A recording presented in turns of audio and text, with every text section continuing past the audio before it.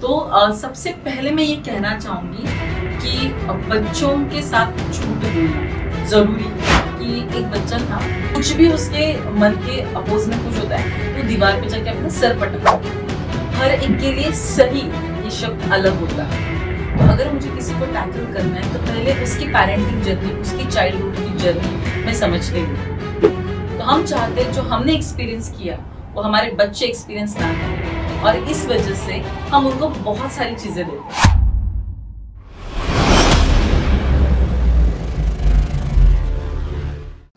दोस्तों नमस्कार, मैं सचिन, आप सभी का मेरे शो बैठक में स्वागत है। हर हफ्ते हमारे शो में एक मेहमान आते हैं और उनसे ढेर सारी बातें हम सीखते हैं। तो हर हफ्ते की तरह इस हफ्ते भी आज हमारे साथ एक जबरदस्त मेहमान है जिनसे हम ढेर सारी बातें सीखेंगे, और वो है एक पेरेंटिंग कोच। उन्होंने हजारों फैमिलीज को ट्रांसफॉर्मेशन किया है। आजकल की दुनिया में बच्चों को सिर्फ संभालना जरूरी नहीं है, आजकल की दुनिया में बच्चों को समझना भी उतनी जरूरी है। और आज हम उनके साथ जानेंगे पेरेंटिंग की असली सच्चाइयाँ। तो आइए आज हम स्वागत करते हैं हमारे पेरेंटिंग कोच ज्योत्सना साल्वी जी का। ज्योत्सना जी, बहुत बहुत स्वागत है आपका हमारे बैठक में। धन्यवाद। आज का टॉपिक जो पेरेंटिंग है हम उस पर तो आएंगे, लेकिन उससे पहले हम जानना चाहते हैं कि आपका जर्नी पेरेंटिंग कोच तक का कैसा रहा। थैंक यू सो मच कि आपने पहले मुझे यहाँ पे बुलाया, इसके लिए बहुत बहुत शुक्रिया। और जैसे एक भारतीय नारी की शुरुआत होती है कि सबसे पहले तो जैसे वो बड़ी होती है सबसे पहले शुरुआत होती है कि इसकी शादी करानी है। और हमारे साइड में बीइंग महाराष्ट्र, हमारे यहाँ पे बहुत जल्दी शादी की जाती है। तो 10th होने के बाद मेरे घर में था कि हाँ अभी इसकी शादी हो जाएगी। तो जैसे शादी हो जाएगी कहा तो थोड़े अच्छे मार्क्स आए, अच्छे भी नहीं थे लेकिन हमारे खानदान में अच्छे मार्क्स आए थे। तो तभी सब लोगों ने बोला कि अरे बेटी पढ़ रही है तो इसको थोड़ा और पढ़ाओ, 12th तक पढ़ाओ। तो मैंने सोचा कि अरे अभी तो मुझे 2 साल का ग्रेस पीरियड मिला है, तो मुझे मजे करने हैं, पढ़ाई तो करनी है लेकिन मजे करने हैं। और मेरे लिए मजे करने का मतलब था कि सब करना है, सारे कंपटीशन में पार्टिसिपेट करना है, जो जो मिले हर एक एक्टिविटी करनी है। तो 11th में पहले मैं गई, तो मैंने पहले एनसीसी ज्वाइन किया। वहाँ पे मुझे लिया नहीं क्योंकि उन्होंने कहा कि हमारी बैच फुल हो गई है। फिर मैंने सोचा कि चलो मुझे बैडमिंटन आता है, हम लोग बैडमिंटन खेल के देखते। बिल्डिंग में रोज रात को खेलते, आपको पता होगा, यहाँ पे खेलते। तो मुझे लगा मैं बहुत एक्सपर्ट हूँ बैडमिंटन में, लेकिन वहां जाके मुझे पहली बार समझा कि बैडमिंटन ये इंडोर गेम होता है, आउटडोर गेम नहीं होता है। और जो मेरी एक्सपर्टी थी वो पूरा उल्टा हो गई।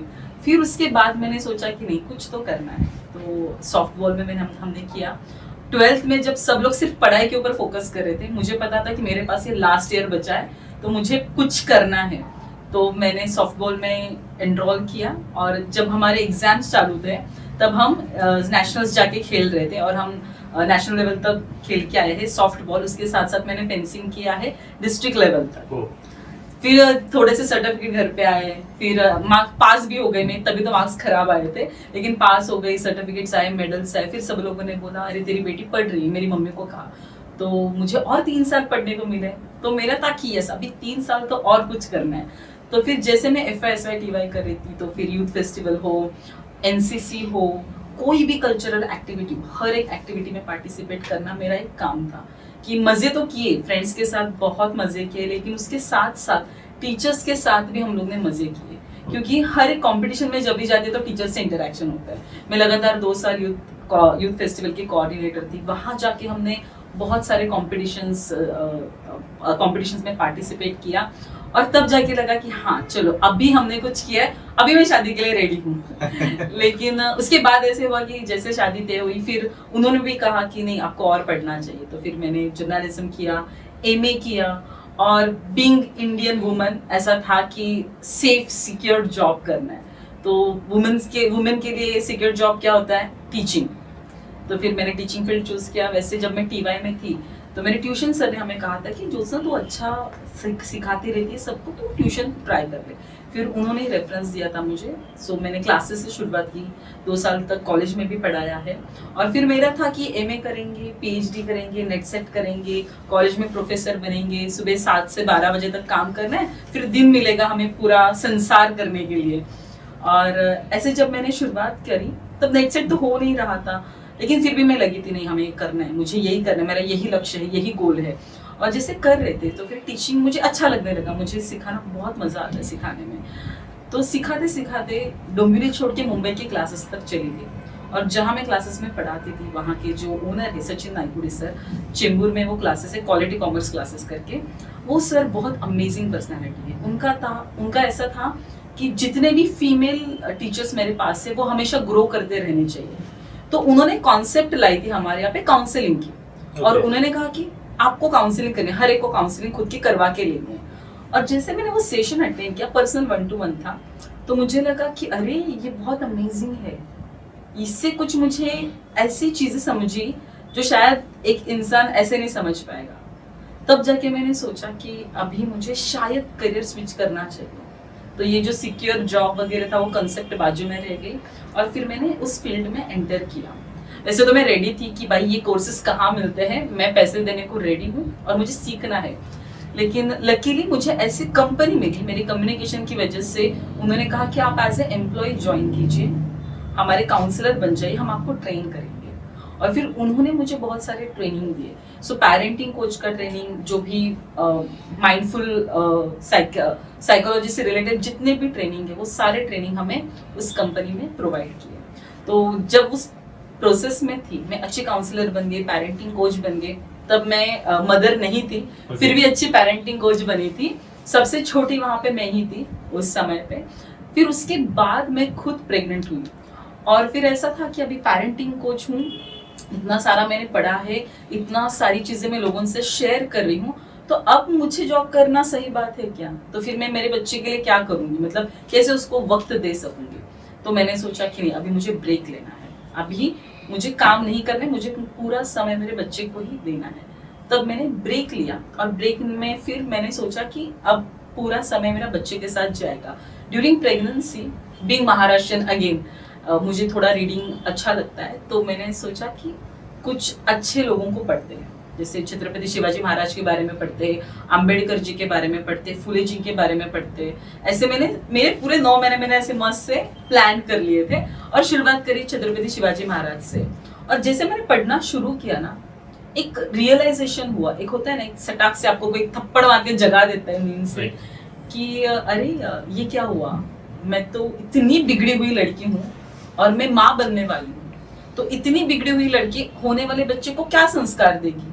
मेरे ऊपर इतनी बड़ी जिम्मेदारी आने वाली है, और हमें पता है कि हमने क्या क्या गुल खिलाए होते हैं, कितने मजे किए होते हैं, कितनी बार पेरेंट्स को झूठ कहा होता है, हमें पता होता है कि कौन सी बुरी चीजें हमने अपनी लाइफ में करी है, तो फिर हम अपने बच्चों को क्या संस्कार देंगे? और ये यहाँ आने के बाद एक ऐसा एक पॉइंट आ गया जिसको हम एक्चुअली कहते हैं टर्निंग पॉइंट, कि मुझे लगा कि नहीं, अब मुझे थोड़ा चेंज होना ही पड़ेगा, मेरे ऊपर इतनी बड़ी जिम्मेदारी आ रही है और मुझे उसके लिए तैयार होना है। तो मेरे दिमाग में आया कि शिवाजी महाराज को किन्होंने बनाया? उनकी माँ ने। तो मुझे जिजाऊ बनना है। शिवाजी महाराज की मम्मी को जिजाऊ कहते हैं, तो मुझे जिजाऊ बनना है। फिर मैंने सोचा कि अरे मेरा बच्चा कितने दिन तक मेरे पास रहेगा? 1 साल, 2 साल, 3 साल, 5 साल, उसके बाद क्या? फिर उसके बाद तो वो जाएगा स्कूल में, फिर उसको फ्रेंड्स मिलेंगे, फिर मस्ती करेंगे, फिर अगेन वो फ्लो में जाएगा, फिर तब कैसे मैं उसको कंट्रोल कर पाऊँ, या फिर मेरे संस्कार तब कैसे काम आएंगे? फिर मैंने सोचा कि यार दूसरों के बच्चों को भी संभालना है, फिर उनको भी संस्कार देने चाहिए। फिर से एक सवाल आया कि अरे मेरे बच्चे को अगर कोई कुछ बोलेगा तो मुझे बिल्कुल पसंद नहीं आएगा, तो मैं किसी और के बच्चों को कैसे कुछ बोल सकती हूँ? फिर दिमाग में आया कि नहीं, बच्चों को नहीं बताना है, उनके पेरेंट्स को बताना है। जो ट्रांसफॉर्मेशन मैंने खुद एक्सपीरियंस किया है वो मुझे दूसरों को ट्रांसफॉर्म होने में हेल्प करनी चाहिए। फिर प्रेगनेंसी के लास्ट 4 मंथ्स में मैंने ये एक मेरी टैगलाइन है जो अंदर से मुझे प्रेरणा मिली उस टैगलाइन के लिए, प्रत्येक घरात शिवबा जन्मतो कारण आम्ही जिजाऊ घडवतो। पावरफुल। Thank you. तो प्रत्येक घरात शिवबा इज नॉट अ लड़का या लड़की, शिवबा इज अ थॉट, कि अगर मुझे आगे जाके मेरे बच्चे को अच्छा इंसान बनाना है तो छत्रपति शिवाजी महाराज की थॉट प्रोसेस नेक्स्ट जनरेशन के लिए इंपॉर्टेंट है, तो वो उसमें डालनी है। उसके साथ साथ Jijau, again it is a thought. आज के जमाने में सिर्फ माँ नहीं बच्चों को संस्कार देती है, पूरी फैमिली उसकी जिम्मेदारी लेती है, और आज के जमाने में सिर्फ फैमिली नहीं तो पूरा समाज उसके लिए जिम्मेदार होता है। इसलिए प्रत्येक घरात शिवबा जन्मतो कारण आम्ही जिजाऊ घडवतो। क्या बात है, बहुत ही इंस्पायरिंग जर्नी है। तो हम अपने आगे बढ़ेंगे, लेकिन उससे पहले मुझे ये जो आपने अभी स्टेटमेंट यूज किया, प्रत्येक घरात शिवबा जन्मतो कारण आम्ही जिजाऊ घडवतो, तो ये आपको कहाँ से मतलब इंस्पायर हो गया, और ये मतलब आपके करियर में या फिर आपके फॉर्म में इसका कितना इंपॉर्टेंस है? ये जैसे आपने कहा कि स्टेटमेंट ही पावरफुल है। Right. जैसे हम महाराष्ट्र में रहते हैं, छत्रपति शिवाजी महाराज से लेकर कोई भी स्टेटमेंट हो तो वो पावरफुल हो जाता है। और इस नाम में ही इतनी पावर है कि कोई भी पेरेंट अगर सुनता है तो वो समझना चाहते हैं कि मैम आप क्या कर रहे हो। अगर आप इतना पावरफुल स्टेटमेंट यूज कर रहे हो तो हमारे बच्चों में ये कैसे बदलाव आ सकता है, या फिर हम ऐसा क्या करें कि हमारे बच्चों में उनके कुछ तो गुण आ जाए। क्योंकि जो पेरेंट बन चुके होते हैं उनको पता होता है कि हम में बहुत सारी खामियां हैं, और मुझे पता है मेरी क्या क्या गलतियां हैं, और मैं मेरे बच्चे को सटीक तरीके से अच्छी चीजें नहीं दे पा रही हूँ। हम मटेरियलिस्टिक चीजों के बारे में नहीं बता रहे, हम बात करें संस्कारों के बारे में।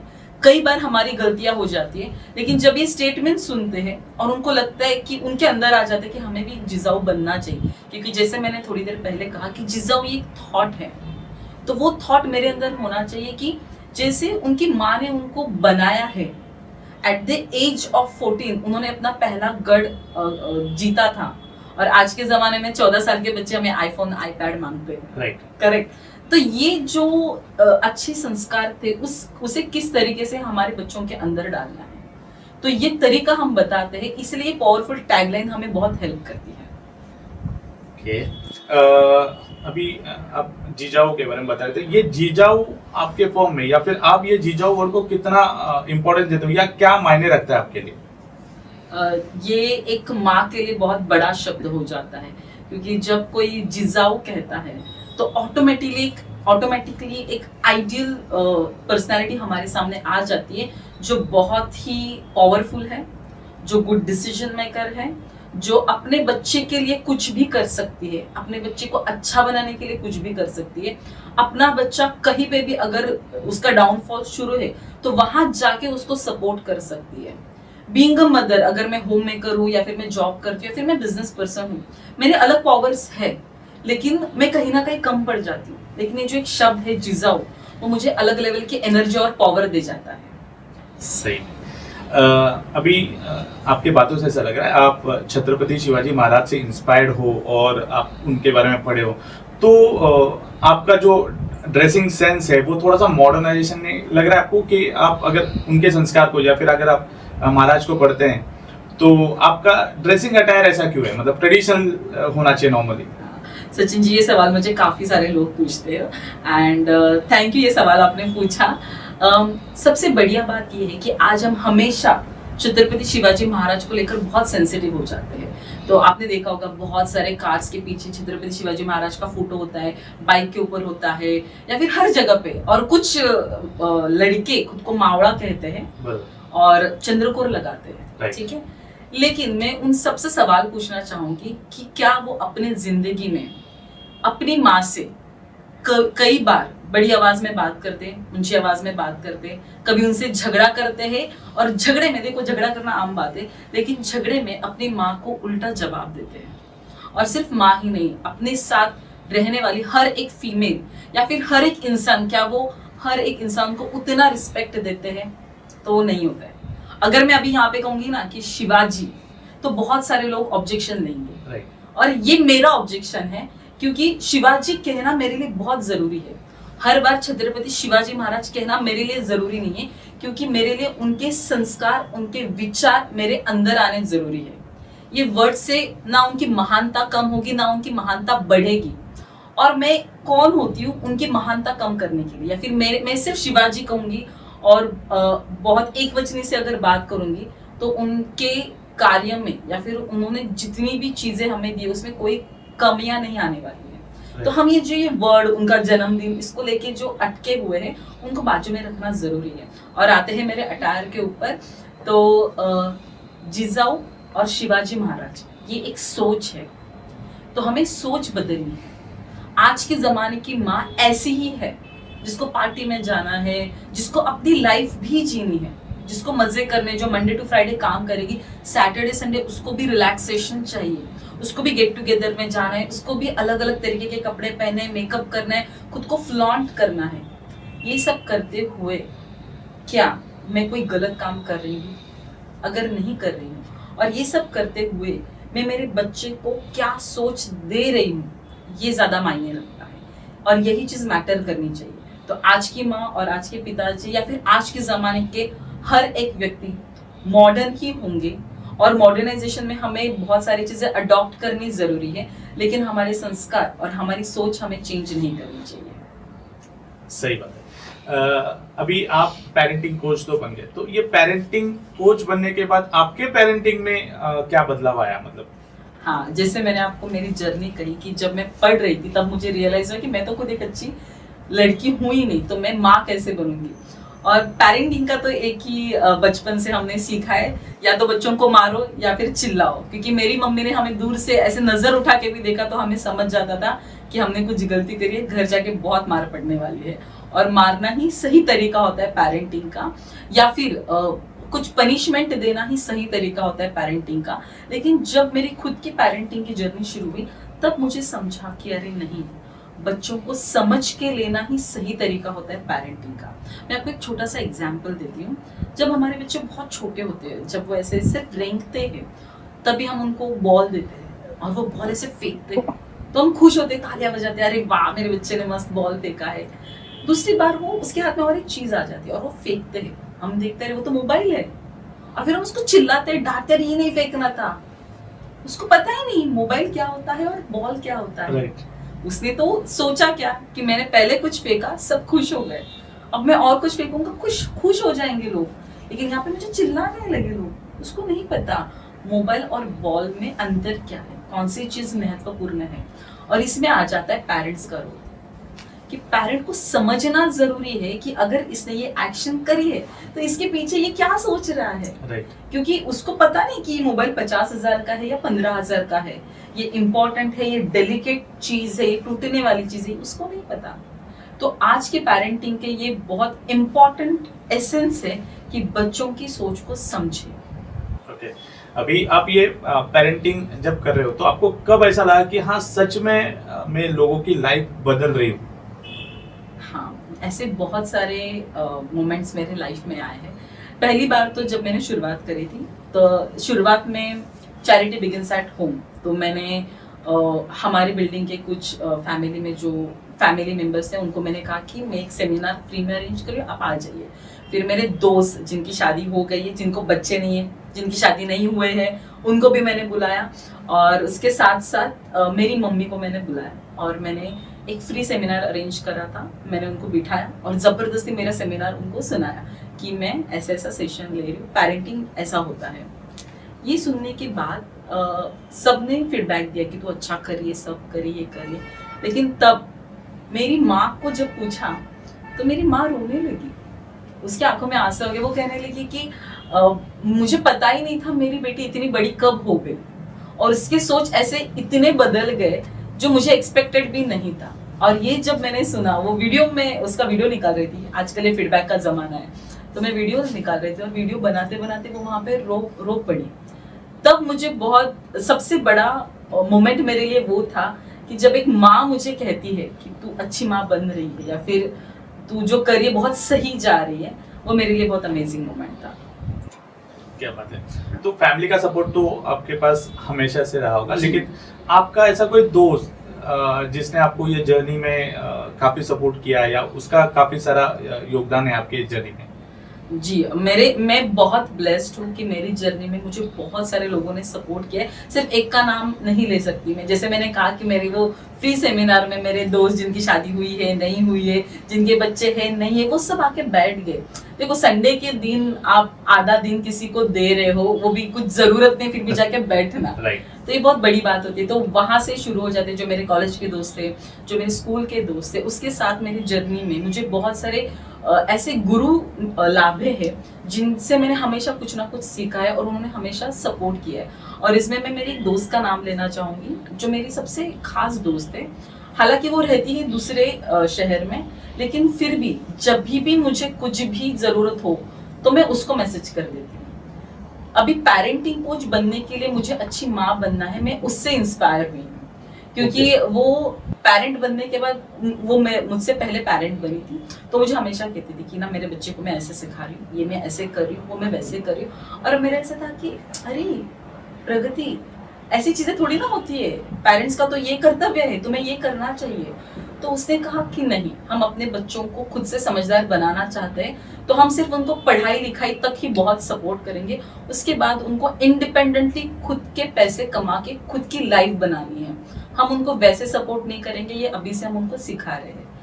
तो ये मेरा था कि शी इज परफेक्ट मॉम, कि ऐसे नहीं है कि बच्चों को पकड़ के रखा और फिर लाइफ टाइम, जैसे आज भी अगर मुझे कुछ मेजर डिसीजन लेना है तो मेरी फैमिली को पूछना पड़ता है, मेरी मम्मी को पूछना पड़ता है, बताना पड़ता है, अगर वो अग्री करती है तो हम आगे जाते हैं। और ये जो उसने मुझे बताया कि नहीं, हम अपने बच्चों को इंडिपेंडेंट बनाना चाहते हैं, तो ऐसे कई बार मैं जब अटक जाती हूँ सिर्फ उसको एक मैसेज कर देती हूँ, और उसका जो इनसाइड में जब भी सुनती हूँ ना, तो मुझे लगता है कि उसको पेरेंटिंग कोच ज्यादा होना चाहिए था। ज्योत्सना जी, आप पेरेंटिंग कोच करते हो, तो आप जो नए पेरेंट्स हैं उनको किस तरह से आप पेरेंटिंग की कोचिंग करते हो? ओके, ये बहुत ब्यूटीफुल सवाल है, क्योंकि ना ये जवाब बहुत सीधा नहीं है।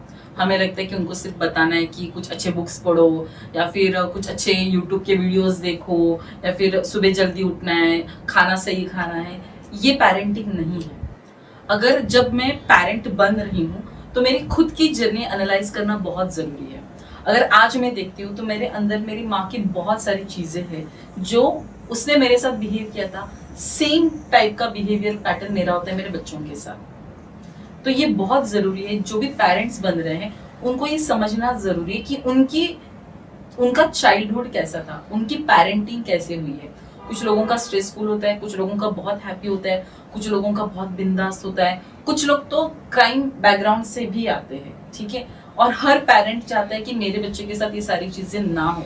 तो वो जर्नी समझना, उसको एक्सेप्ट करना, अपने जो पास्ट रिलेशनशिप्स है उनके साथ एक नया बॉन्ड, रिबॉन्ड होना, तो वो हमारे पेरेंटिंग जर्नी में हमें बहुत ज्यादा हेल्प करता है। तो जितने भी नए पेरेंट्स हैं उनको खुद को एनालाइज करना बहुत जरूरी है, अपनी जर्नी देखना जरूरी है, और उस जर्नी को रेक्टिफाई करना बहुत जरूरी है, ताकि आगे जाके नए रिलेशनशिप बहुत अच्छे से बन जाए हमारे। ओके, अभी आपने तो काफी क्लाइंट्स लोग को आपने सर्विस दिया होगा आपके इतने सालों में, तो उसमें से ऐसा कोई ट्रांसफॉर्मेशन जो आपको लगा कि ये काफी ट्रांसफॉर्मेशन, मतलब बड़ा ट्रांसफॉर्मेशन, ऐसा जो आपको लगता है कि मैं कभी भूल नहीं पाऊंगी, ऐसा कौन सा क्लाइंट है आपका? हाँ, वैसे बहुत सारे क्लाइंट हैं, क्योंकि बीइंग अ पेरेंट जब कोई इंसान मेरे पास आता है तो वो बहुत दिल से चाहते हैं कि मुझे चेंज होना है, मेरी फैमिली को चेंज करना है, मेरे बच्चे को चेंज करना है।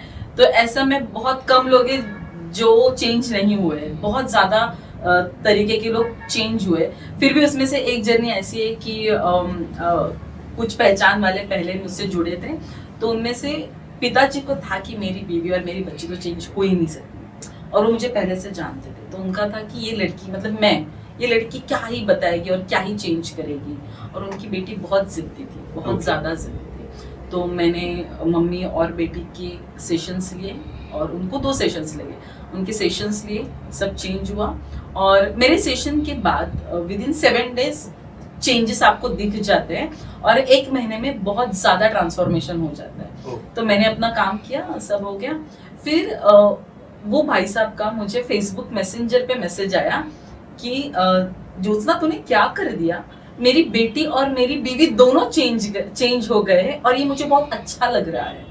तो ये जो ट्रांसफॉर्मेशन था कि वो लोग पहले बहुत झगड़ा कर रहे हैं, वो बच्ची बहुत ज्यादा जिद्दी है, वो बहुत जिद्दी और अग्रेसिव है, बहुत हाइपर हो जाती है, और अभी वो शांत हो गई है विद इन 7 to 15 डेज। और वो थी तब कुछ 4 साल की, और 4 साल में ये चेंजेस सिर्फ उसमें नहीं, उसकी माँ में भी थे। तो वो मैसेज मुझे बहुत अच्छा लगा, वो मेरे दिल को छू गया। ओके, मतलब काफी सारा ट्रांसफॉर्मेशन होता है।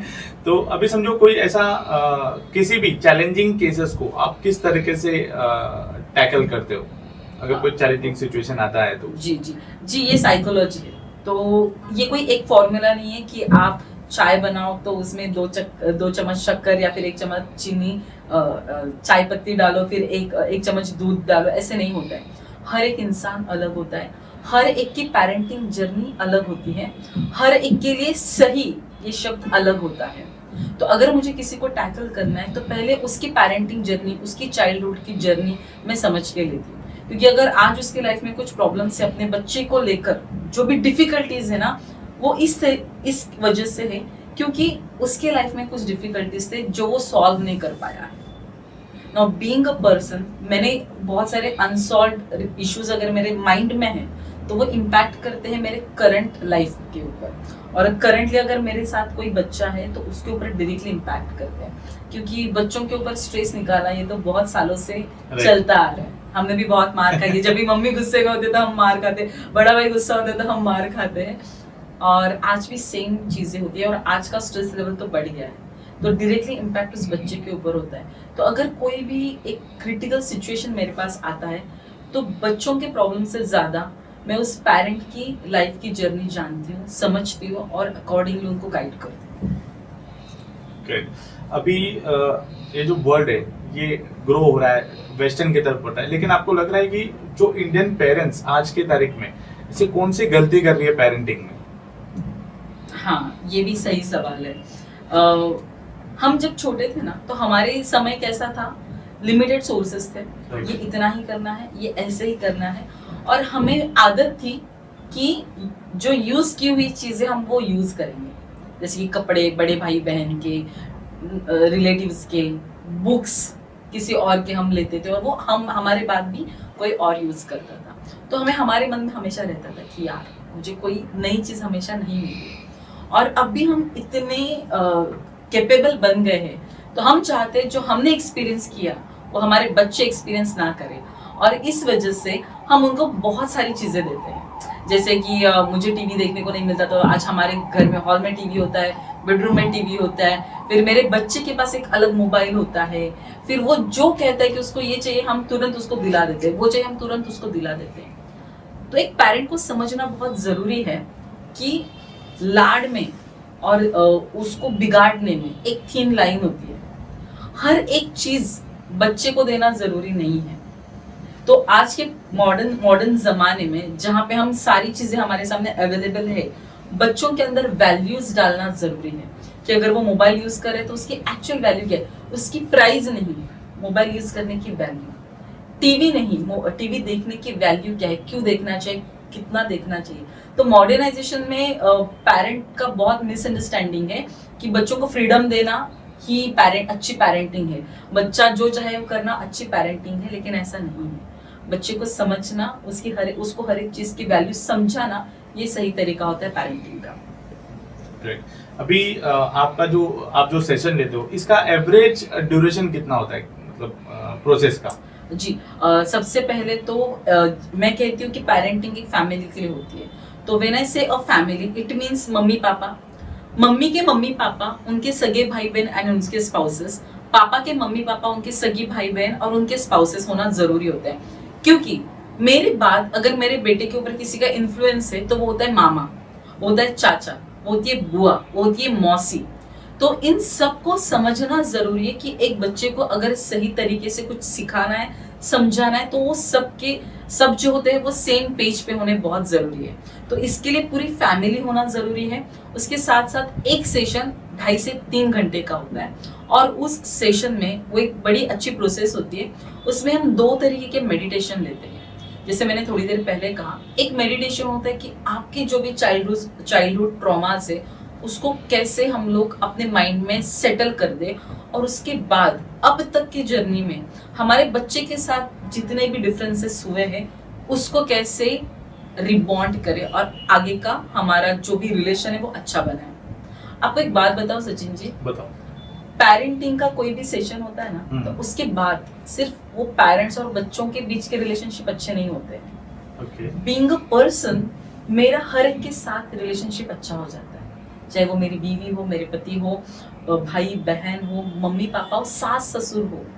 क्योंकि ना उसमें हम जो बताते हैं, जो एक इमोशंस के बारे में बात करते हैं, इमोशनल नीड तो हर एक की होती है। तो हर एक इंसान की इमोशनल नीड जब हम समझते हैं तो सिर्फ बच्चा और पेरेंट का ट्रांसफॉर्मेशन नहीं होता है उसके रिलेशनशिप का, बल्कि मैं लोगों को समझना शुरू कर देती हूँ। तो ज्योत्सना जी, आप तो पेरेंटिंग कोच हुई, क्या आप आपके जैसे और पेरेंटिंग कोच तैयार कर रहे हो? जी हाँ, जरूर। क्योंकि ये ऐसी जर्नी है कि जो मुझे मेरे बात खत्म नहीं करनी है।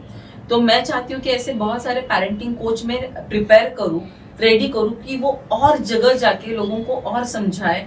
और ये जो पेरेंटिंग है वो सिर्फ मैं अपने मुंबई या अपने शहर तक सीमित ना रखते हुए पूरी दुनिया भर में लेके जाऊँ। तो हाँ, मैं बाकी के पेरेंटिंग कोच भी रेडी कर रही हूँ। अच्छा, तो फिर अगर समझो आप पेरेंटिंग कोच तैयार कर रहे हो, लेकिन अभी आजकल के जमाने में जैसे कि आपने बताया कि हमने ट्रेडिशनली कुछ सोच के रखा है कि डॉक्टर, इंजीनियर ऐसे सोच के रखा है, तो अगर किसी को ऐसा पेरेंटिंग कोच की तरफ आना है, अपना करियर छोड़ के कोई नई करियर की शुरुआत करना है फॉर पेरेंटिंग कोच, तो आप उनको क्या गाइड करोगे या फिर उनको क्या सजेशन करोगे कि किस तरह से वो पेरेंटिंग कोच की तरफ आ सकते हैं?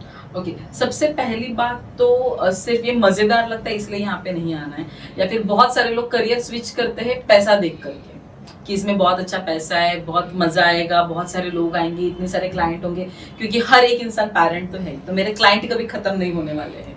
तो ये समझकर हमें पेरेंटिंग कोच में नहीं आना है। मेरे पास आने वाले हर एक इंसान को मैं कोच बनने के लिए अलाउ नहीं करती। Okay. तो हमें समझना जरूरी है क्या मेरे अंदर वो सेंसिटिविटी है, जिजाऊ वाली, क्या मेरे अंदर वो सच में मॉरल वैल्यूज है। मैं ये नहीं कहती कि कुछ गलत चीजें हम नहीं करते हैं, सब करते हैं, लेकिन क्या उसके बारे में खुद आप अवेयर हो और आप ये जर्नी करना चाहते हो, आप खुद को ट्रांसफॉर्म करने के लिए रेडी हो। अगर वो सही है जवाब, तो हम आपको एज अ कोच ट्रेन करते हैं। ओके, अभी आपका जो पेरेंटिंग कोच वाला सेशन है, मार्केट में काफी सारे लोग हैं जो पेरेंटिंग कोचिंग कर रहे हैं, तो आपका और बाकी लोगों में क्या अंतर है, या फिर बोल सकते हैं आपका यूएसपी क्या है, क्या यूनिकनेस है जिजाऊ में? जी हाँ, मैं तो कहूंगी ये वर्ड ही बहुत यूनिक है और हमारा टैगलाइन ही यूनिकनेस है। हमारे पेरेंटिंग का ये यूएसपी है, क्योंकि हर कोई बहुत अच्छे तरीके से पेरेंटिंग कर रहे हैं। क्योंकि मैं बाकी के कोचेस को भी देखती हूँ, उनसे भी कई बार बहुत कुछ सीखने को मिलता है। और ये बहुत अमेजिंग चीज है कि आजकल एक दूसरे से लोग सीखते हैं, है ना। तो वो तो बहुत सही जा रहे हैं, लेकिन मेरा यूनिकनेस ये है कि मैं एक अलग तरीके की थॉट प्रोसेस बच्चों के अंदर डालने के लिए पेरेंट्स को रेडी कर रही हूँ। हमारे सेशन में आपको मैं ये नहीं कहूंगी कि आपको 5 बजे उठना है, 7 बजे नाश्ता करना है। मैं आपको बताऊंगी कि हम इमोशंस के ऊपर कैसे काम करें, हम बच्चों को समझे कैसे। तो जैसे जिजाऊ ने रेडी किया था अपने बेटे को कि स्वराज्य बनाना है, तो स्वराज्य बनाने के लिए पहले स्वराज्य क्या होता है ये संस्कार उनके अंदर डाले थे। तो उसी तरीके के संस्कार हम अपने पेरेंट्स को देते हैं जो अपने बच्चों को डाले। देखो, आप अपने बच्चों को क्या संस्कार देंगे ना, ये आपका निजी मामला है। ये आप पर्सनली चूज कर सकते हो कि हाँ मुझे मेरे बच्चे को क्रिमिनली बनाना है, आप बना सकते हो। लेकिन वो संस्कार किस तरीके से देने हैं वो तरीका हम आपको बताते हैं। तो शायद उस तरीके के लिए हम यूनिकली काम करते हैं। ओके, ज्योत्सना जी, मैं आपके प्रोफाइल में स्टडी कर रहा था, तो उसमें आपने एक लाइन लिखा हुआ था कि 1 time payment life time service. तो इसका मतलब क्या है? मतलब मुझे समझ में नहीं आया, मैं बोला कि आपको पॉडकास्ट में पूछ। जी हाँ, मैं हमेशा ये जो 1-to-1 क्लाइंट आते तब हम ये यूज करते हैं कि 1 time payment life time service. क्योंकि जब आप एक बार मेरे पास आते हैं तो मेरा जो भी चार्जेस हम एक ही बार आपसे चार्ज करेंगे। वी आर सो डिसिप्लिन्ड कि हम लोग का फॉलोअप का एक दिन फिक्स्ड है, एक टाइम फिक्स्ड है, और उसका बुकिंग आपको ऑनलाइन करना पड़ता है। तो एक ऑनलाइन लिंक होती है जहाँ पे आपको जाके क्लिक करना है, फिर आपको बुक करना है। वो स्लॉट एक स्लॉट होता है, हफ्ते में एक दिन एक समय होता है फॉलोअप के लिए। तो जब भी आप खुद से वो स्लॉट फिक्स करते हो, बुक करते हो, तो वो समय मेरा पूरा आपके लिए होता है। अब मजेदार बात है ना कि आजकल फॉलोअप बहुत ज्यादा होता है। तो अगर सचिन जी आपने मेरे पास पेरेंटिंग सेशन किया तो और मैं आपको अगले हफ्ते कॉल करूँ फॉलोअप के लिए, तो आप मेंटली प्रिपेयर नहीं हो, क्योंकि शायद आप किसी काम में हो, शायद आप किसी से झगड़ा कर रहे हो, शायद आप किसी और स्ट्रेस में हो, और मैं आपको कॉल करूँ तो आप मुझे अटेंशन नहीं दे पाओगे, या फिर आपका अगर कुछ प्रॉब्लम हो पेरेंटिंग से रिलेटेड आप शेयर नहीं कर पाओगे, आप अलग जोन में हो। इसलिए हमारा ये एक पॉइंट है कि आप खुद से आके हमसे फॉलोअप लेंगे। तो जब भी आप वो जाके स्लॉट बुक करते हो तब आपके पास ऑलरेडी प्रॉब्लम होता है और आपको सोल्यूशन चाहिए होता है, तो वो समय हम आपको पूरा देते हैं। अब वो जो स्लॉट है ना वो फिक्स्ड है, हर ट्यूसडे शाम को 5 बजे वो स्लॉट होता है। तो आप चाहे वो हफ्ते में एक बार आओ, आप पूरे महीने में 4 बार आप बुक करो, आपने बुक किया तो वो समय आपके लिए होता है। और डिसिप्लिन की वजह से ना वो समय फिक्स है मुझे आपको देना, जो भी पेरेंटिंग फॉलोअप के लिए आते हैं, तो मेरे ऊपर वो बर्डन नहीं होता है। क्योंकि एक बार हम आपसे मिल चुके हैं, हमारा सेशन हो चुका है, हम आपको जान चुके हैं, आप हमें जान चुके हैं, बेसिक चीजें क्लियर हो गई, तो बाकी का समय हम कॉल पे, हम जूम पे या फिर वीडियो कॉल पे आपके प्रॉब्लम सॉल्व कर सकते हैं। तो यहाँ पे हमारा समय बचता है, हमारा ट्रैवलिंग कॉस्ट बचता है, और जो भी बाकी के कॉस्ट है सारे बच जाते हैं। इसीलिए one time payment and life time service. और आज तक जब से मैं 2015 से इस फील्ड में हूँ, हालांकि मैंने 2018 में खुद का स्टार्ट किया था, लेकिन अभी तक मैं अपने 2015 के क्लाइंट्स को भी सर्विस दे रही हूँ। क्या बात है, मतलब अपने जिजाऊ एकदम डिसिप्लिनरी वे में आपने लिया हुआ है। जी। आप ये जिजाऊ जो फॉर्म है, इसको आप आने वाले कुछ सालों में कहाँ देखते हो, मतलब कहाँ कैसे देखते हो इसको? जी, मैं चाहती हूँ कि जिजाऊ ये वर्ड पूरे वर्ल्ड वाइड सबको पता चले। मतलब जब भी हम शिवाजी महाराज के बारे में बोलते हैं तो हम जिजाऊ देखते हैं, या फिर शिवाजी महाराज कहते तो एक इमेज हमारे सामने आ जाती है, जिजाऊ कहते तो एक इमेज हमारे सामने आ जाती है। मैं चाहती हूँ आने वाले कुछ सालों में जब भी जिजाऊ कहे तो ज्योत्सना का नाम आगे आ जाए। तो हम खुद इतना प्रिपेयर्ड होना चाहते हैं, खुद पूरे दुनिया में, पूरे देश में इतना फेमस होना चाहते हैं और इतने अच्छे तरीके से काम करना चाहते हैं कि अगले 5-10 सालों में जिजाऊ मतलब ज्योत्सना ये हर जगह पे होना चाहिए। क्या बात है, होगा होगा। Thank you. अभी थोड़ा सा हम लोग पेरेंटिंग के थोड़े से कोर इसमें जाएंगे। मतलब आजकल के बच्चों का कॉमन चैलेंजेस आपको क्या आता है?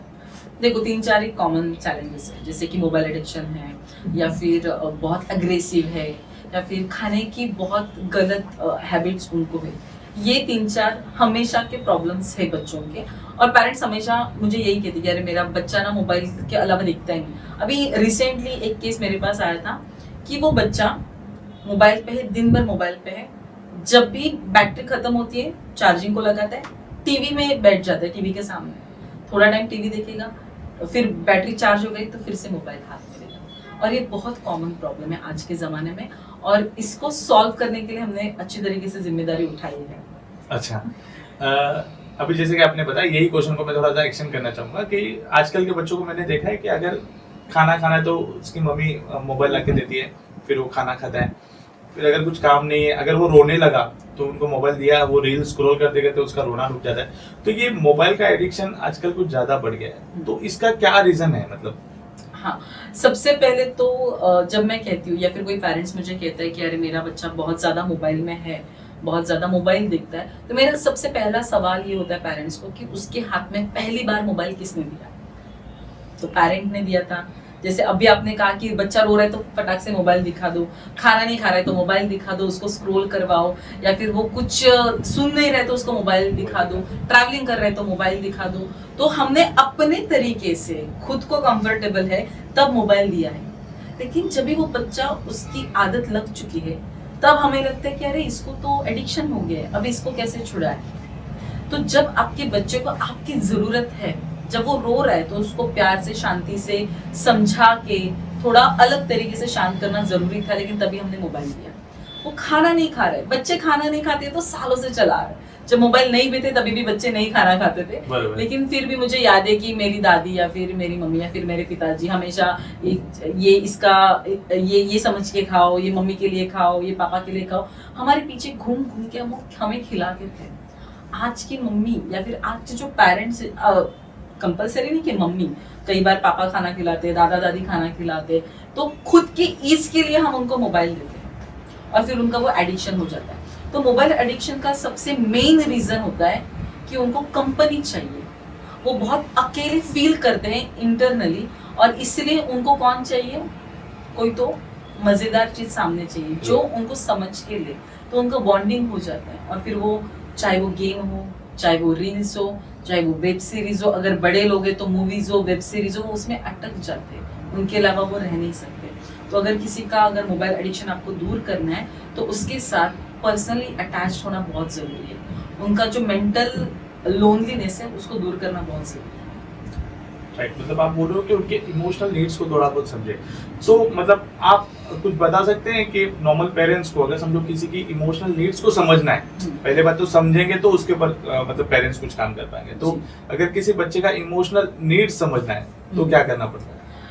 हर कोई जो भी बिहेवियर करता है ना, उस बिहेवियर में उसके पैटर्न्स आ जाते हैं। जैसे कि अभी हमने कहा कि मोबाइल का मेन रीजन क्या होता है कि वो इंटरनली बहुत लोनलीनेस फील कर रहा है, इसलिए वो मोबाइल से कनेक्टेड है, क्योंकि उसको कोई ना कोई कंपनी चाहिए, उसको पार्टनर चाहिए, चाहे वो माँ हो, भाई हो, बहन हो, दादा दादी, कोई भी हो, उसको कोई ना कोई चाहिए। तो हर एक बिहेवियरल पैटर्न का एक इमोशनल रीजन होता है।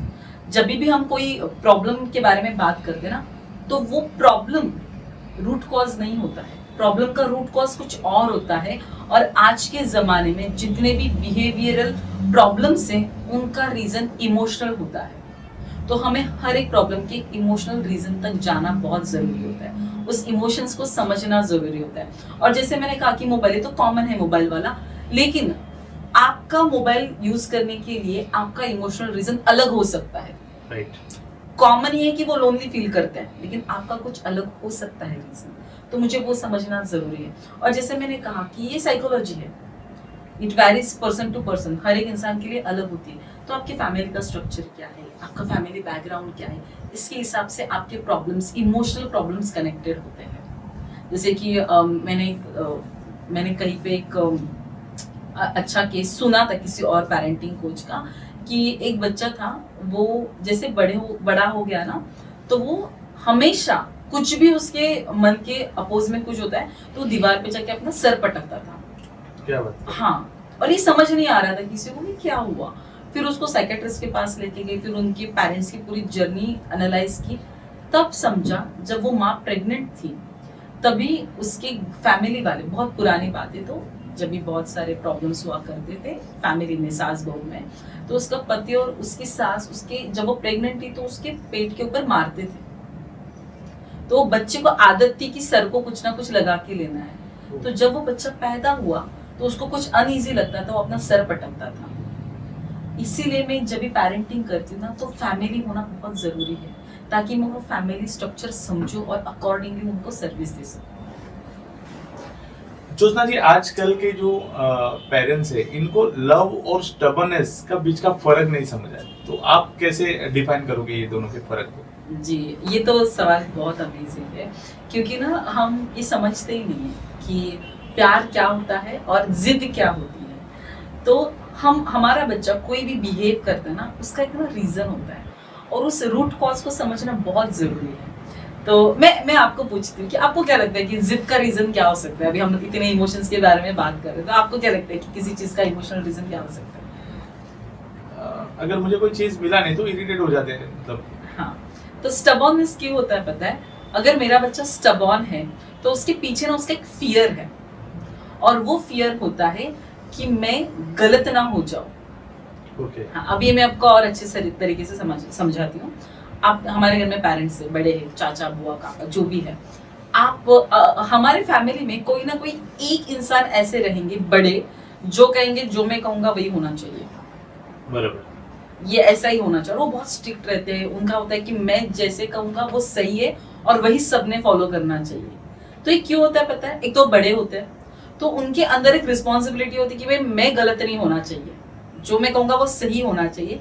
तो ना स्टबर्ननेस तब आ जाता है जब मेरे अंदर ये एक फियर आना शुरू हो जाता है कि क्या मैं गलत हूँ, क्या मैं गलत करने जा रहा हूँ? नहीं, मुझे गलत नहीं करना है, गलत नहीं करना है, गलत नहीं करना है, सही करना है, सही करना है। तो स्टबर्न हो जाती हूँ, ये सही है, ये सही है, ये सही है। तो अगर आप किसी बच्चे को देखें कि वो बहुत ज्यादा स्टबर्न है, तो आप उसको ये रियलाइज करके देना है कि नहीं, गलती होना भी सही है, होने दो गलती, चलेगा, तुम गलत भी हो सकते हो। और उसके पहले हमें खुद की गलती एक्सेप्ट करना जरूरी है, बीइंग अ पेरेंट। तो जब मैं खुद की गलती एक्सेप्ट करूंगी, मैं मेरे बच्चे को समझाऊंगी कि गलती करना भी सही है, ऐसे डरने की कोई बात नहीं है।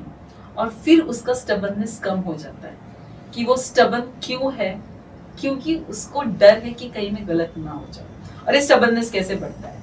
जैसे कि मेरे बच्चे ने कुछ मांगा, मैंने उसको दे दिया, फिर उसने कुछ और मांगा, फिर मैंने बोला नहीं ये तो नहीं मिलेगा। फिर वो बोलते कि अरे मैंने मांगा, मेरी मम्मी और मेरे पिताजी मुझे इतना पूजते हैं।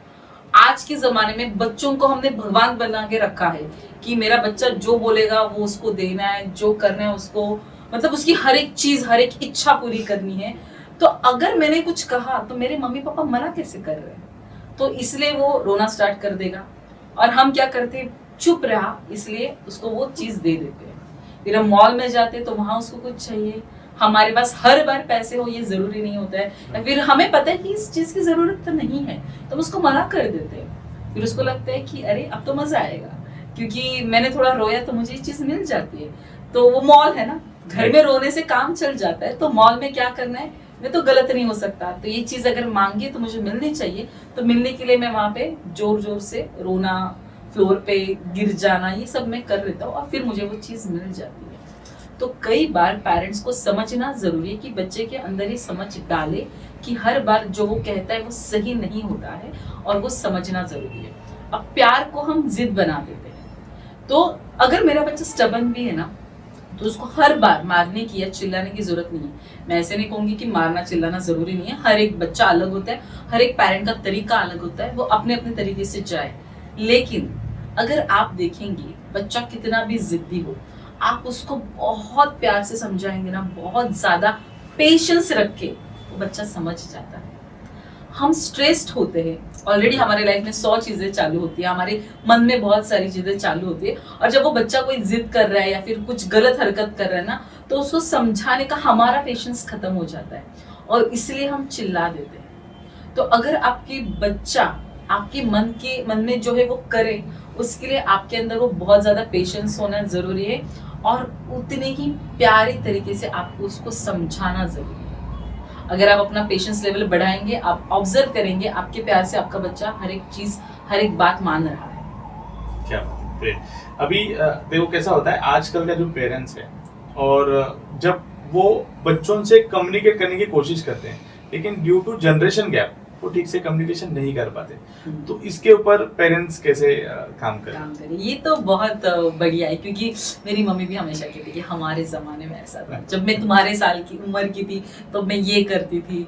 और अगर आप ऑब्जर्व करेंगे तो मेरे दोस्त भी या फिर मेरे उम्र के भी सारे पेरेंट्स अभी यही बताना शुरू कर दिए हैं कि हमारे टाइम पे ये था, हमारे पास मोबाइल नहीं था, हमने ऐसे पढ़ाई करी थी, हम ये करते थे, इतना खेलते थे, वगैरह वगैरह वगैरह।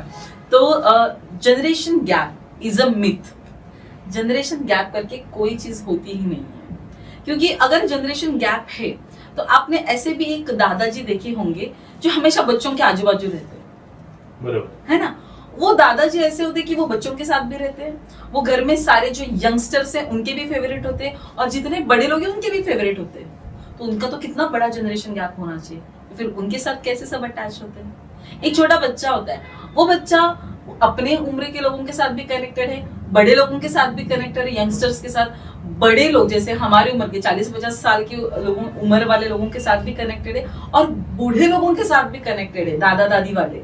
तो उस बच्चे के लिए भी तो है ना जनरेशन गैप, तो वहां पे वो क्यों नहीं काम कर रहा है। तो जनरेशन गैप करके कोई चीज होती ही नहीं है। पॉइंट ये होता है कि मैं विचारों में कितनी ओपन हूं या फिर मैं कितनी नैरो माइंडेड हूं, कि अगर मैं इस उम्र में तो मुझे इस तरीके से बिहेव करना है, तुम बच्चे हो तो तुम्हें इस तरीके से बिहेव करना है। जब हम इसको कोई एक बॉर्डर लाइन दे देते हैं, एक चौकट में डाल देते हैं ना, तो वो हो जाता है जनरेशन गैप। तो अगर मुझे वो जनरेशन गैप निकालनी है तो मुझे ओपन माइंड होना बहुत जरूरी है। राइट। तो अभी देखो, अभी बच्चे तो बिहेव करते हैं, तो ये बच्चों के बिहेवियर से क्या हमको उसका इमोशनल स्टेट समझ में आता है? जी, बहुत तुरंत समझ में, मतलब हर एक को तुरंत नहीं समझ में आएगा, लेकिन जैसे मैं एक बात कहती थी, झूठ बोलना बहुत आम बात है। झूठ बोलना मतलब सिर्फ बच्चे नहीं, बड़े लोग भी झूठ बोल देते हैं, हर बात के ऊपर झूठ बोल देते हैं, और जरूरी नहीं है कि हर बार कोई गलत मोटिव हो, ऐसे भी झूठ बोल देते हैं। तो झूठ क्यों बोलते हैं, उसका भी एक इमोशनल रीजन होता है, उसका भी एक फियर होता है, क्योंकि सच कड़वा होता है, है ना। जैसे कि मेरे बच्चे ने कोई चीज तोड़ के रख दी है और मैंने पूछा ये किसने किया, अगर उसने बोला कि मम्मी मेरे से हो गया, माई मैंने कर दिया है, तो ऑब्वियसली मैं उसको चिल्लाऊंगी, मैं उसको मारूंगी, उसको पनिशमेंट मिलेगी। और ये सब ना हो, सच कड़वा है ना, ये सब ना हो, इसके लिए वो झूठ बोल रहा है, ये तो मैंने किया ही नहीं है। तो आप कोई भी बिहेवियर पैटर्न लो, कोई भी इमोशंस लो, उसके पीछे जाना बहुत जरूरी है, उसके रूट कॉज को समझना बहुत जरूरी है, और ये उनके बिहेवियर में आ जाता है। जैसे झूठ के लिए होता है कि सच कड़वा होता है, तो उनको वो एक्सेप्ट करना जरूरी है। थोड़ी देर पहले मैंने कहा कि स्टबर्ननेस के लिए मुझे सही होना जरूरी है। वैसी और बहुत सारी चीजें होती है, जैसे कि हम डिफेंसिंग मोड में आ जाते हैं कि मैं खुद को डिफेंड करने लग जाती हूँ कि मैंने ये गलत किया है, अरे नहीं नहीं मेरा तो ये ऐसा था इसलिए मैंने वैसा किया। तो भी डिफेंसिंग मोड में क्यों जाते हैं? क्योंकि अगेन मेरे अंदर एक अलग तरीके का डर होता है, मेरा इमोशनल स्टेट बहुत अलग होता है। वो क्या होता है कि मेरा परसेप्शन अलग है, मैं उस चीज को समझ नहीं पा रही हूँ। जैसे आप कहना चाहते हो मैं समझ नहीं पा रही हूँ, तो मैं ये एक्सेप्ट नहीं करूंगी ना कि मेरे को समझ नहीं रहा है। Right. मैं तो रीजन बहाने दे दूंगी कि नहीं नहीं हमारे टाइम पे तो ये था, तो हमें इस तरीके से सिखाया गया है। तो इसलिए हर एक बिहेवियर पैटर्न का एक इमोशनल रीजन होता है, और अगर हम ऑब्जर्व करें, ठीक से ध्यान दें, तो हमें वो पता चल जाता है।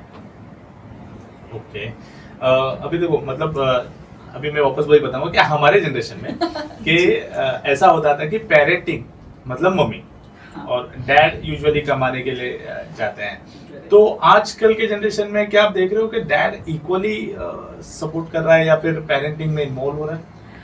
यस, ये मैं काफी हद तक देख रही हूँ। मैं ऐसे नहीं कहूंगी कि 100% हो रहा है, लेकिन हाँ इसका जो रेशियो है वो बहुत तरीके से बढ़ चुका है। क्योंकि मुझे याद है कि मेरे जमाने में हालांकि पापा मुझे बहुत प्यार करते थे, लेकिन फिर भी उनका रोल लिमिटेड था।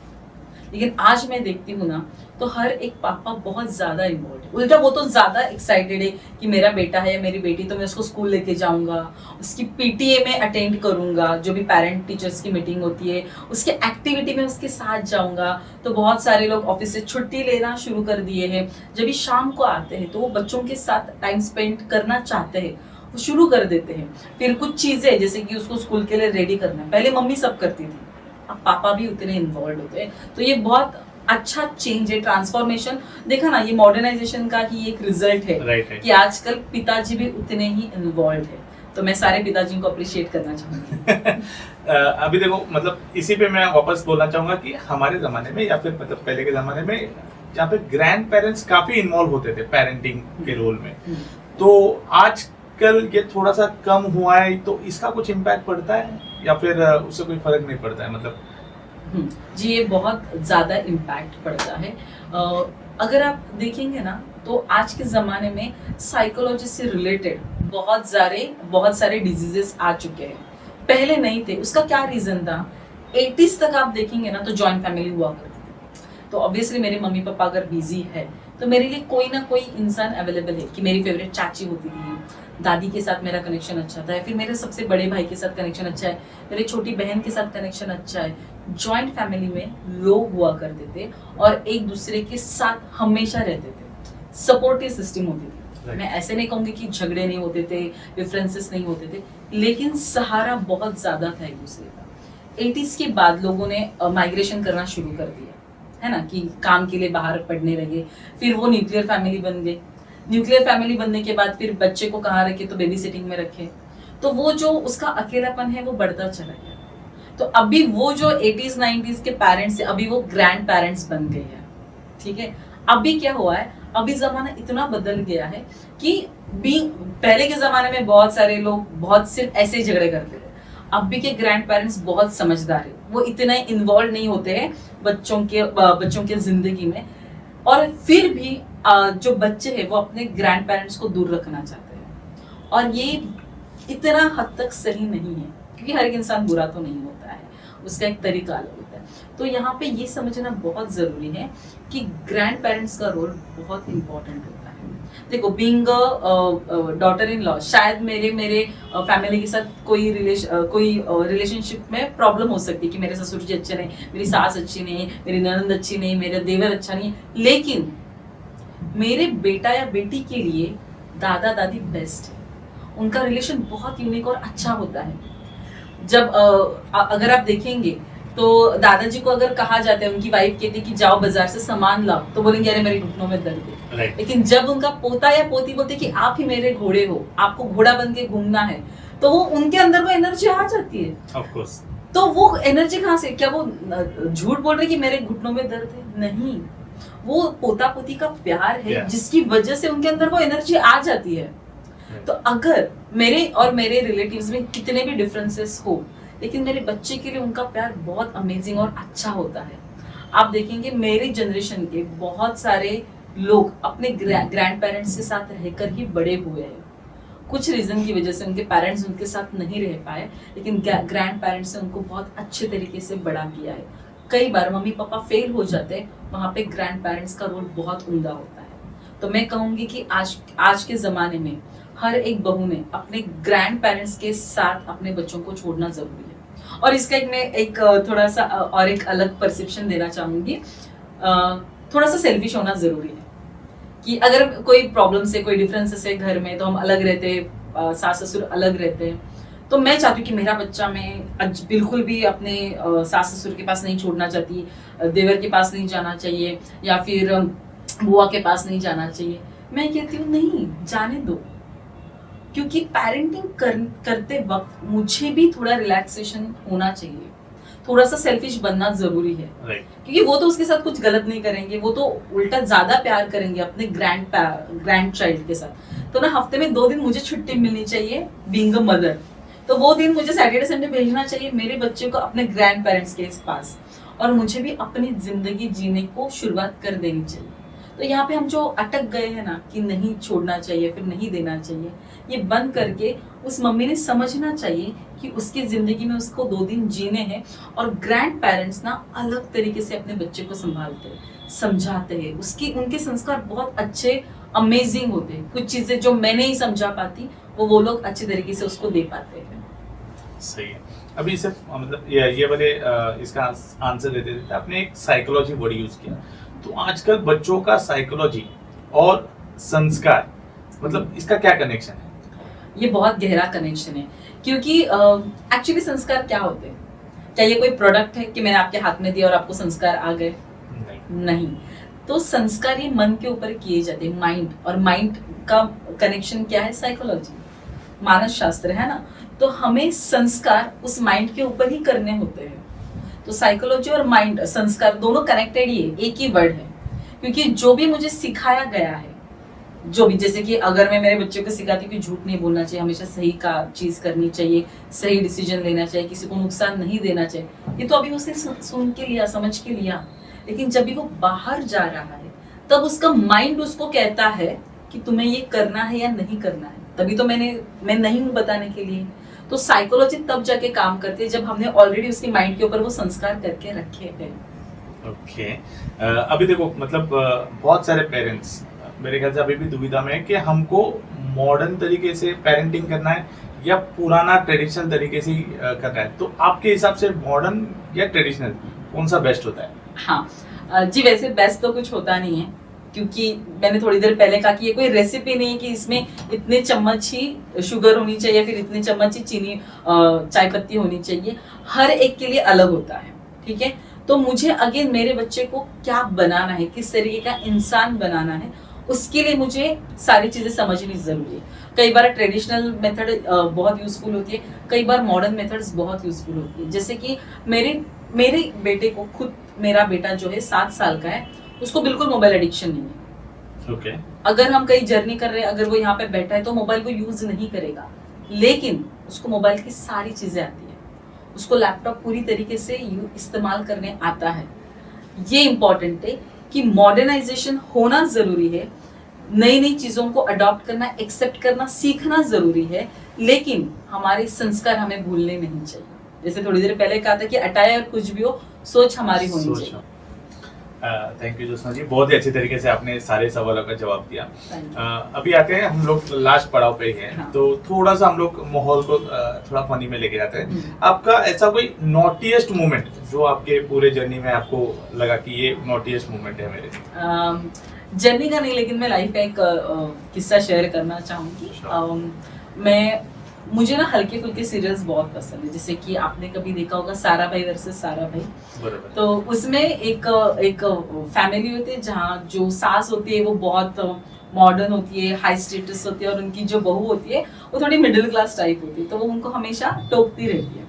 तो ऐसे एक किस्सा हुआ था कि हमारे घर में हम 7th फ्लोर पे रहते थे, और मेरी मम्मी किचन की गैलरी में खड़े होकर नीचे वाले एक किसी इंसान से वो बुला रही थी, कुछ काम था। और फिर मेरे दिमाग में अचानक से आ गया, मोनिशा यहाँ से आपको चिल्लाना नहीं है, प्लीज जाके नीचे जाके बात करो करके। तो ऐसे किस्से हम हमारी मम्मी के साथ करते हैं। मतलब हमारे घर का माहौल हम इतना फनी रखते हैं, मजेदार रखते हैं कि हम एक दूसरे को ऐसे डायलॉग्स बोल सकते हैं, और फिर ये डायलॉग हम पूरे खानदान में ये बताने लगे कि ये ऐसा हुआ, फिर मेरे मम्मी को ये कहा, बहुत मजा आ गया। राइट, तो ये तो हुआ आपके फैमिली केस में। ऐसा कोई काउंसलिंग सेशन के टाइम ऐसा कोई फनी मोमेंट जो आपको लगा कि यार ये फनी है और आज भी आप अगर वो याद कर दे तो आपको हंसी आती है? जी हाँ, जी हाँ। एक मेरे क्लाइंट थे, हालांकि वो मेरी बहुत अच्छी दोस्त है और मैंने उसको हमेशा गाइड किया है। तो वो ऐसे बैठे थे और मैं उनको बहुत सटल वे में उनको एक्सप्लेन कर रही थी, और एक्सप्लेन करते वक्त ना बहुत बार मैं ऐसे कह देती हूँ, खुद का एग्जाम्पल देती हूँ कि मैं ऐसी हूँ, फिर मेरे साथ ये ऐसा होता है, फिर किसी ने मुझे ये कहा तो मैं ऐसे कह देती हूँ, और वो बहुत ही सीरियसली मुझे देख रही थी ऐसे, और फिर मैं उसी के बारे में उसको एक्सप्लेन कर रही हूँ, और फिर उसने मुझे कहा, मैडम आपको पता है मैं ना एग्जैक्टली सेम हूँ, ऐसी हूँ मैं। और मैं उसको कह रही हूँ, साधना मैम मैं आप ही के बारे में आप ही को बता रही हूँ। और फिर जब उनको क्लिक हुआ कि अरे हाँ मैम तो मेरे बारे में मेरा काउंसलिंग चालू है, तब वो पॉइंट को लेके हम दोनों काफी देर तक हंसते रहे। सही है। अभी समझो अगर आपको कोई सुपर पावर मिल जाता है तो, और उसमें से आपको पेरेंटिंग में कुछ चेंज करना हो तो आप क्या लेना चाहोगे? पेरेंटिंग के लिए अगर मुझे सुपर पावर लेना है तो मैं जो छोटे बच्चे हैं उनके मन में क्या चल रहा है समझना चाहूंगी। छोटे बच्चों के मन में, क्योंकि ना कई बार वो बहुत नॉटी तरीके से हमसे मस्ती करते हैं, कई बार हमारा बहुत अननोइंगली इंसल्ट भी कर देते हैं, हमें समझता ही नहीं कि वो चाहते क्या है। right. तो मैं ऐसे चाहूंगी कि बीइंग अ पेरेंट मुझे बच्चों के मन में क्या चल रहा है वो सुनने को आना चाहिए। सही है। अभी आप पेरेंट्स को कोई फनी सजेशन देना चाहोगे? हाँ, मेरा एक बहुत फेमस डायलॉग हमेशा होता है, मैं थोड़ा बॉलीवुड की बहुत बड़ी फैन हूँ, तो मैं हमेशा कहती हूँ कि दिल पे मत ले यार। ये एक सटल डायलॉग है कि दिल पे मत लो, क्योंकि ना पेरेंट जब स्ट्रेसफुल होते हैं ना तो बच्चे का जितना टेंशन है उससे ज्यादा ना बीइंग अ पेरेंट मुझे मेरा पीयर प्रेशर होता है कि मेरा बच्चा डांस अच्छा नहीं कर रहा है, मेरा बच्चा पढ़ाई में अच्छा नहीं है, तो मुझे मेरे पीयर ग्रुप में वो सब फेस करना पड़ता है। तो दिल पे मत लो यार, जैसे भी बच्चे एक्सेप्ट करो, मजे करो, जैसा भी उसके साथ रहो, मजे से रहो, और अगर वो अच्छा बिहेव कर रहा है, गलत बिहेव कर रहा है तो बच्चा है, जितना ज्यादा हर एक चीज दिल पे लोगे उतना आप स्ट्रेस में रहोगे। तो सिंपल वे है, दिल पे नहीं लेना है कोई भी चीज। जैसे कि अभी आपने बताया कि आप आपके सेशन में फिल्मी डायलॉग वगैरह यूज करते हैं, तो आपका कोई फेवरेट फिल्मी डायलॉग जो आप रेगुलर यूज करते हैं आपके सेशन में? हाँ, मैं हर बार, ये मेरा सीक्रेट है करके हर बार हर सेशन में पेरेंट्स को बताती हूँ कि एंड में बताती हूँ कि ये तो मेरा सीक्रेट फॉर्मूला है लाइफ मजे से जीने का, और ये सीक्रेट फॉर्मूला मैं शेयर करना चाहूंगी। तो वो सीक्रेट डायलॉग ऐसा है कि यार की फर्क पैंदा है। सिंपल पंजाबी डायलॉग है कि आप हमेशा ये सोचो कि कुछ भी हो जाए इससे कितना फर्क पड़ेगा। अगर मेरा बच्चा बोल रहा है कि मुझे जीन्स पहन के खेलने को जाना है, कितना फर्क पड़ेगा, पहनने दो, जाने दो, कुछ फर्क नहीं पड़ता है। तो हर बार ना खुद से ये सवाल पूछना जरूरी है कि की फर्क पैंदा है, और जब हम ये सवाल अपने अंदर डाल देते हैं ना तो लाइफ की बहुत सारे प्रॉब्लम्स कम हो जाते हैं। सही है। अभी ये हमारा आखिरी प्रश्न है कि पेरेंटिंग को रिलेटेड एक ऐसा मिथ आपको लगता है कि ये टूटना ही चाहिए, तो ऐसा कौन सा मिथ है?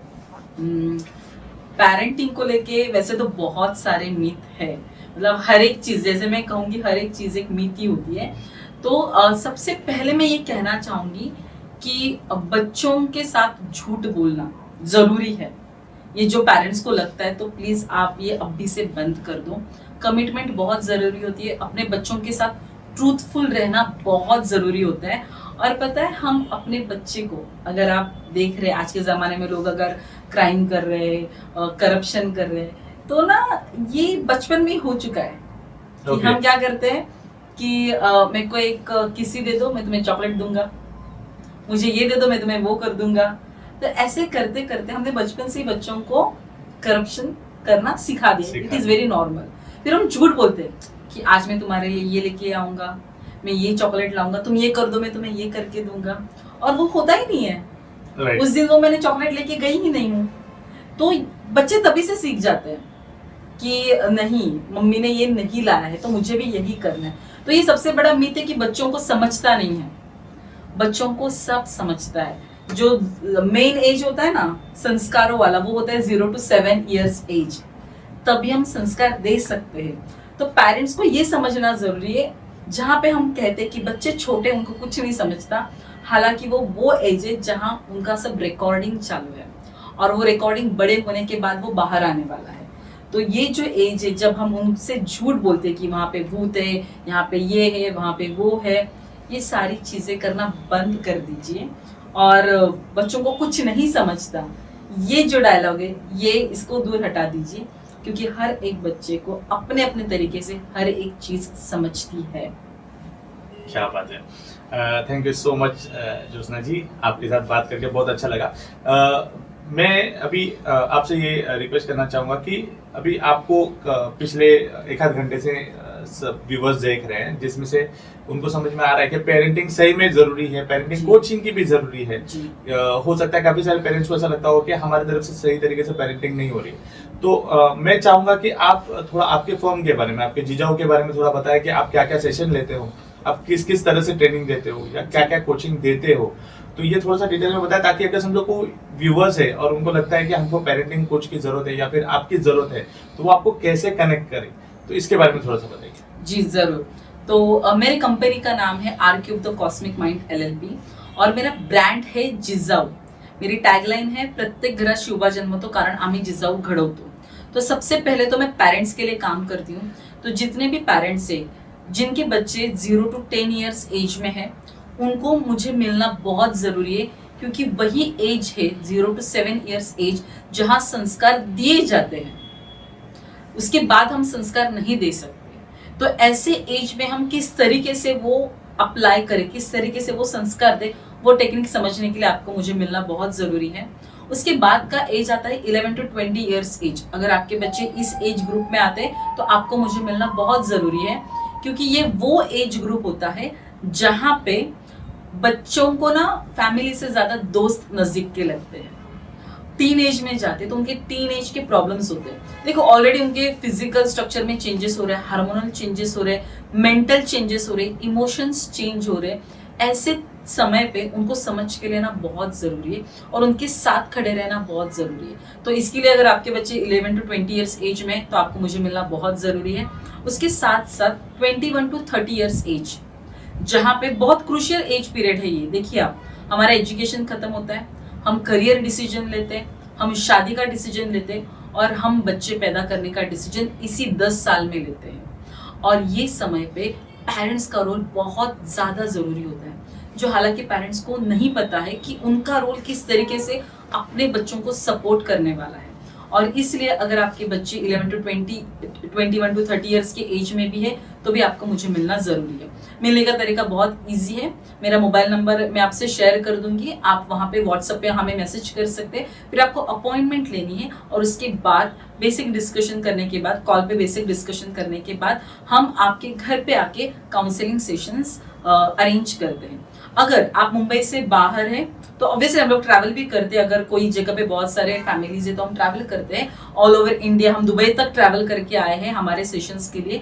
लेकिन अगर ट्रैवलिंग पॉसिबल नहीं है, अगर आपकी एक ही फैमिली है, तो हम ऑनलाइन सेशंस भी कंडक्ट करते हैं। सेम इम्पैक्ट आता है, क्योंकि आपको सिर्फ समझना है हमारे पूरे सेशन में। तो हमारा तरीका ये होता है कि आपको कॉल करना है, अपॉइंटमेंट लेनी है, और फिर हम शेड्यूल करके आपके फैमिली के साथ आपका एक सेशन कंडक्ट करते हैं।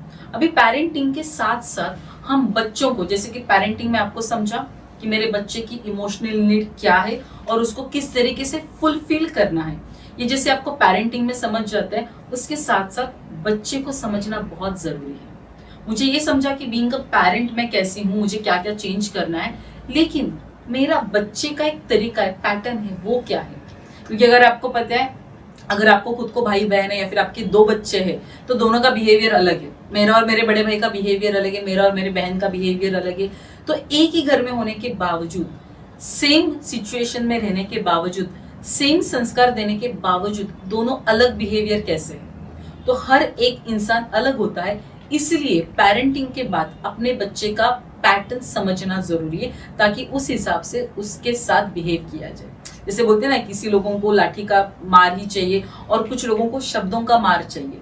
तो हमें वो समझना जरूरी है कि मेरा बच्चा कौन से पैटर्न में आता है। या फिर कई बार हम कहते हैं कि बिगड़ने वाले लोग होते हैं और बिगाड़ने वाले लोग होते हैं, तो हमारा बच्चा कौन से पैटर्न में आता है। अगर मुझे पता चला कि बिगड़ने वालों में से, तो उसको उस तरीके से बनाना जरूरी है। अगर मुझे पता है कि मेरा बच्चा बिगाड़ने वालों में से, तो उसको उस तरीके से संस्कार देने बहुत जरूरी है। तो इसके साथ साथ हम एक तीसरा सेशन कंडक्ट करते हैं। अगर आपके बच्चे टीनेज में, तो सही करियर क्या होना चाहिए उनकी लाइफ में, उसके लिए हमारा अलग सेशन होता है सिर्फ करियर के बारे में। आप एप्टीट्यूड टेस्ट देते होंगे, बहुत तरीके के टेस्ट देते होंगे, लेकिन करियर के लिए बहुत ज्यादा जरूरी होता है। जैसे इंटेलिजेंस, कि हाँ एप्टीट्यूड टेस्ट से मुझे पता चलता है कि मेरा आईक्यू क्या है, इंटेलिजेंस क्या है, लेकिन उससे आगे जाके करियर चूज करने के लिए मेरा बिहेवियरल पैटर्न मुझे समझना बहुत जरूरी है। फॉर एग्जाम्पल, अगर मेरा कम्युनिकेशन बहुत अच्छा है लेकिन मेरा लैंग्वेज इतना अच्छा नहीं है, तो मुझे उसको कोप अप कैसे करना है। कम्युनिकेशन अच्छा है तो क्या मुझे रिपोर्टर बनना चाहिए, लेकिन लैंग्वेज ही अच्छी नहीं है तो रिपोर्टर कैसे बनेंगे। तो इसलिए हमारा इंटेलिजेंस और हमारा बिहेवियर पैटर्न, पर्सनालिटी पैटर्न, दोनों को मैच करके करियर चूज करना जरूरी है, जो हम आपको गाइड करते हैं। Thank you so much Jyotsna ji. सबसे पहले तो मैं आपको थैंक यू बोलना चाहूँगा, इसलिए क्योंकि आपने समय निकाल के हमारे बैठक में आए और आज बहुत कुछ सीखने मिला। मतलब मेरे लिए भी काफ़ी कुछ चीज़ें नहीं थी, तो थैंक यू सो मच हमारा बैठक ज्वाइन करने के लिए। यस सचिन, तो सबसे पहले मैं भी आपका शुक्रिया करना चाहूँगी कि आपने इतने अच्छे प्लेटफॉर्म में मुझे बुलाया। हालांकि हम हमेशा लोगों से मिलते रहते, बहुत सारे लोगों के सवालों के जवाब देते रहते, लेकिन वह लिमिटेड हो जाता है। आज आपके इस बैठक के माध्यम से बहुत सारे लोगों तक पहुंचना मुझे आसान हो गया। और जैसे मैंने कहा था कि हमें पैन इंडिया पहुंचना है, दुनिया भर में जाना है, तो आपका ये एक माध्यम हमें थोड़ा सा आगे लेके जा रहा है। तो मैं आपका बहुत बहुत तहे दिल से शुक्रिया करना चाहूंगी। Thank you so much for inviting me for in your बैठक। Thank you so much. तो दोस्तों, ये थी आज की बैठक, और आज के बैठक में हमने सिर्फ बातें नहीं की, हमने काफी सारी सोच भी बदलने की कोशिश की। और आज का जो सेशन हुआ ज्योत्सना जी के साथ, जिन्होंने पेरेंटिंग को एक अलग नजरिया से हमें देखने के लिए सिखाया, और आज उन्होंने ये फिर से याद दिलाया कि पेरेंटिंग या फिर बच्चे संभालने से पहले हमको बच्चे को समझना जरूरी है। तो आज हमने वो सीखा, और ये कन्वर्सेशन अगर आपको लगता है कि ये इम्पोर्टेंट है, तो आप ये अपने लोगों के साथ शेयर कर सकते हो, जैसे कि आपके मम्मी के साथ, किसी के डैडी के साथ, अपने फ्रेंड्स के साथ, कोई जो पेरेंट्स बनने वाले उनके साथ, या जो ऑलरेडी पेरेंट्स है उनके साथ आप ये हमारा शो आप उनके साथ शेयर कर सकते हो। और हमारा ये चैनल आप जरूर लाइक, शेयर और सब्सक्राइब करें, और कमेंट में ये लिखना ना भूलें कि आज के सेशन में आपने क्या ऐसा सीखा जो इससे पहले आपको नहीं पता था पेरेंटिंग के बारे में। तो हमको ये जान के बहुत ही खुशी होगी। दूसरी बात, अगर आपको लगता है कि कोई सवाल है आपके पेरेंटिंग को रिलेटेड, तो वो सवाल भी आप हमें कमेंट में लिख के दे सकते हो, और उसका जवाब जरूर आपको ज्योत्सना जी आपको इसका जवाब देंगे। तो मिलते हैं हम अभी अगले हफ्ते एक नए चेहरे के साथ, एक नए मेहमान के साथ और एक नए सोच के साथ हम लोग मिलेंगे। तब तक के लिए अपना ख्याल रखिए। धन्यवाद।